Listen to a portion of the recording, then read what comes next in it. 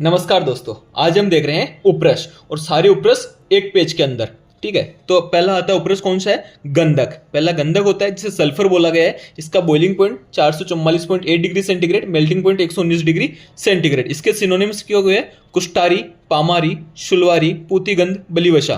कौन कौन से याद रखने हैं? कुष्ठारी, पामारी, शुलवारी, बलिवशा, रसगंध, पूतिगंध, नवनीत और शोगंधिक। इसके 4 टाइप होते हैं: रक्त, पित्त, श्वेत और कृष्ण वर्ण का। शुक तुंड निभम बोला गया है रक्त को, पित्त को शुक पिच्छ निभम, श्वेत को खटिकाकार और कृष्ण जो होता है दुर्लभ होता है। ग्राह्य लक्षण क्या है? शुक पिच्छ समच्छायो नवनीत समप्रभ मर्षण कठिन स्निग्ध श्रेष्ठ गंधक उच्यते। यानी कि शुक पिच्छ के समान छाया वाला होना चाहिए, नवनीत वर्ण का होना चाहिए, मृषण होना चाहिए, मृदु होना चाहिए, कठिन होना चाहिए, स्निग्ध होना चाहिए, श्रेष्ठ जो गंधक इस प्रकार का होता है। इसका शोधन किस में करते हैं? पहले इसको घृत में पिघला लेते हैं, फिर इसको कपड़े से छान करते गोदुग्ध के अंदर और फिर इसको जल से धो लेते हैं। ऐसा करने 7 बार करते हैं तो इसका शोधन हो जाता है। इसका मारण नहीं बताया है। इसकी जो डोज होती है 1 से 8 रत्ती तक होती है।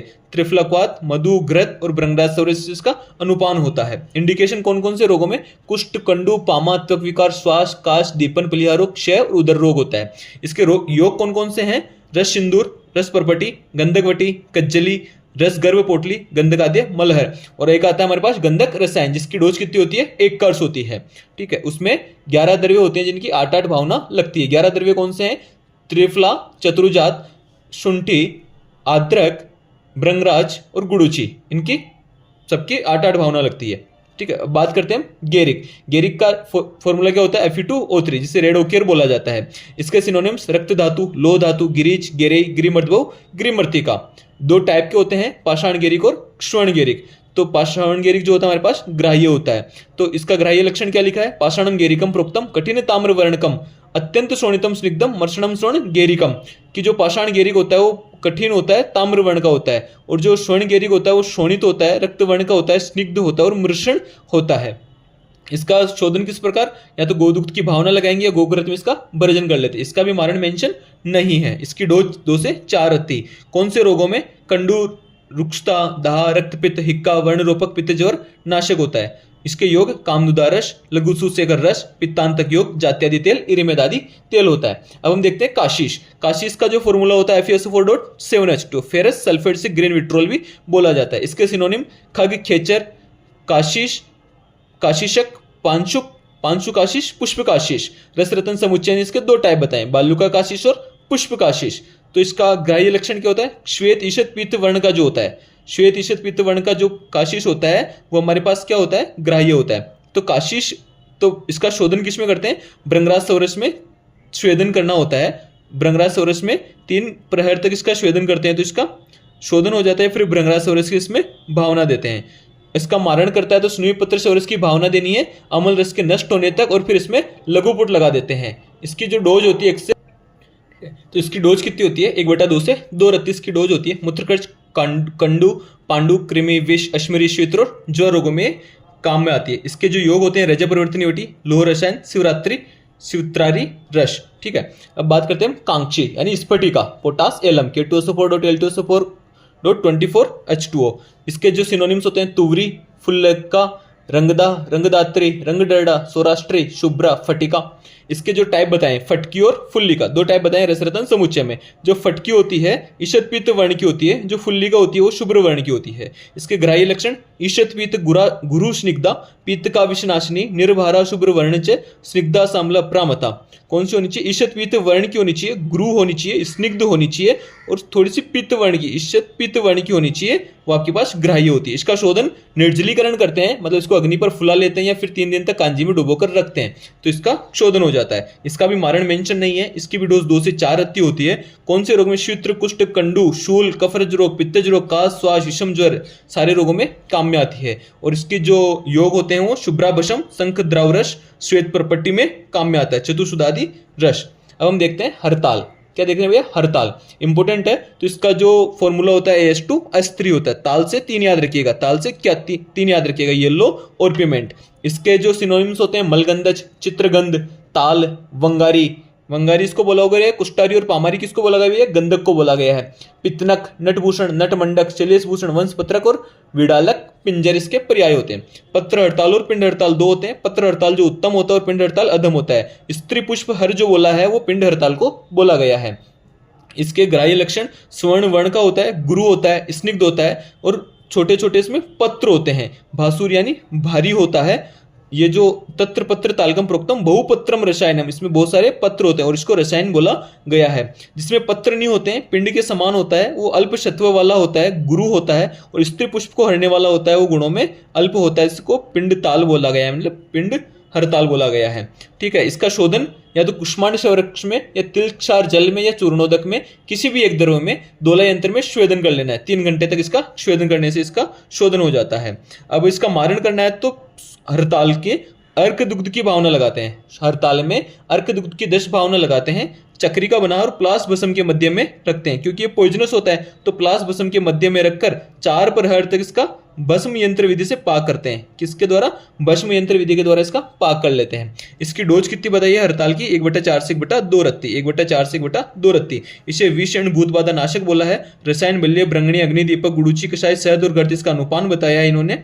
वात व्याधि में, कफज व्याधि में, ज्वर का श्वास, रक्त पित्त, वात, रक्त, कुष्ठ, कंडू, पामा, जहां जहां भी आपको याद आए सब जगह इसको दे सकते हैं। समीर पन्नग रस, वात गजांकुश रस, सूत शेखर रस, केशवर्धक लेप में भी हरताल होता है। रस माणिक्य, ताल सिंदूर। अब हम देखते हैं मनकशिला। मनकशिला यानी रियलगार। रियलगार AS2 हरताल का क्या था? AS2S3। इसके सिनोनिम्स होते हैं मनोगुप्ता, मनोज्ञा, नेपालिका, नागमाता, कुल्टी, रसनेत्रिका, रसजीवा। इसके जो टाइप बताए इन्होंने 3 टाइप के बताए, शामांगी, कर्णवीर का और खंडाक्य। शामांगी जो रक्त वर्ण की होती है वो श्रेष्ठ होती है। कर्णवीर का पीत वर्ण की होती है जो श्रेष्ठ तर होती है। और खंडाक्य जो अति रक्त वर्ण की होती है, बहुत ज्यादा रक्त वर्ण होता है, तो वो श्रेष्ठतम बताइए इन्होंने। क्या बताइए? श्रेष्ठतम बताइए। श्रेष्ठतम कौन सी है? खंडाक्य होती है, यानी शामांगी, कर्णवीर का, खंडाक्य में से ऊपर से नीचे आने पर इनकी श्रेष्ठता बढ़ती जाती है। इसके ग्राह्य लक्षण मनशिला, शिलाखंड शून्य, रक्त उत्पल प्रभा, भारी गुरुतरा दीप्ता, शोधनारा मताबुद्धि। यानी जो मनशिला होती है वो खंड शून्य, यानी इसमें कंकड़ पत्र नहीं होने चाहिए। रक्त उत्पल प्रभा यानी कि जो रक्त कमल के समान आभा वाली होनी चाहिए, भारी होनी चाहिए, गुरु होनी चाहिए। ये सी जो मनशिला होती है वो ग्राह्य होती है। इसका शोधन अगस्त्य पत्र सौरस या आद्रक सौरस की 7 भावना देने से हो जाता है, या फिर चूर्णोदक में 3 दिन रखने से भी इसका शोधन हो जाता है। इसकी डोज 1/32 से 1/16 रत्ती बताइए। खास श्वास क्षय रोगों में, अग्निमांद्य, आना, कंडू, ज्वर, कर्मी, विष रोग, रक्त विकार में। इसका योग सबसे अच्छा योग है श्वास कुठार रस, समीर पन्नग रस, क्षय केसरी रस। ठीक है, मनशिलादि धूम में भी होता है। अब हम देखते हैं अंजन।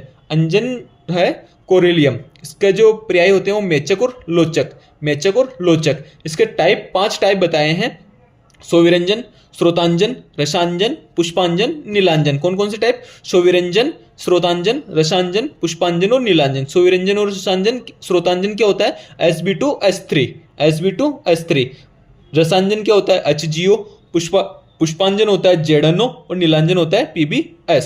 अब बात करते हैं जो रसांजन होता है, इसको दारू हरिद्रा का एक्सट्रैक्ट भी बोला जाता है, प्लांट का एक्सट्रैक्ट भी बोला गया है। प्लांट का एक्सट्रैक्ट किसको बोला गया है? रसांजन, दारू हरिद्रा का। ठीक है, अब हम बात करते हैं इसके ग्राही लक्षण। तो सोविरंजन, धूम्रम, पिताभम च रसांजनम। जो सोविरंजन होता है धूम्र वर्ण का होता है, पिताब होता है और धूम्र होता है। वल्मिक शिखराकारम, भंगे नीलोत्पलद्युति, ग्रष्टम तु गेरिकच्छायम, स्रोतंजम लक्ष्येद ध्रुवम।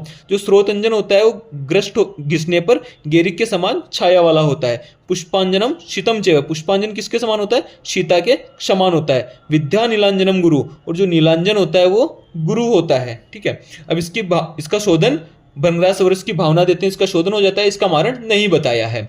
इसके अलग अलग के अलग अलग कार्य थे। जो सोविरंजन, स्रोतांजन होता है स्निग्ध होता है, मधुर होता है, कषाय रस का होता है, शीतवीर्य का होता है, लेकिन ग्राही रक्तदोषनाशक और नेतृत्वकर होता है। जबकि रसांजन जो होता है वो कटु तिक्त रस का होता है और उष्णवीर्य का होता है। सोविरंजन शीतवीर्य था, स्रोतांजन शीतवीर्य था, रसांजन उष्णवीर्य होता है, क्योंकि दारू हृदय का एक्सट्रैक्ट होता है। कफज रोगों में, विष रोगों में, काम्य आदि में काम में आता है। पुष्पांजन जो होता है वो भी शीतवीर्य का होता है, क्योंकि वो जड़नो है, पुष्प है, स्निग्ध गुणयुक्त होता है। अक्षी रोगों में, हिक्का रोगों में काम में आता है। नीलांजन जो होता है गुरु होता है, स्निग्ध होता है, नेत्री होता है, त्रिदोष शामक होता है।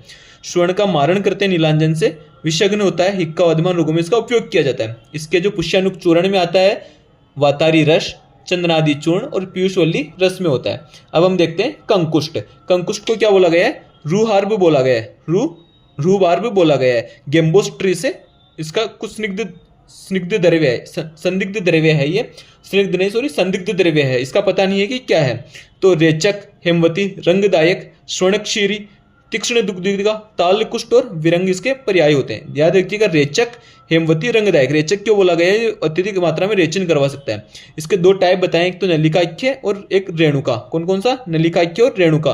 पीले वर्ण का जो स्निग्ध गुरुश्रेष्ठ होता है इसमें श्याम पीत वर्ण का होता है, लघु होता है, अल्प सत्व वाला जो होता है, और रेणुक होता है।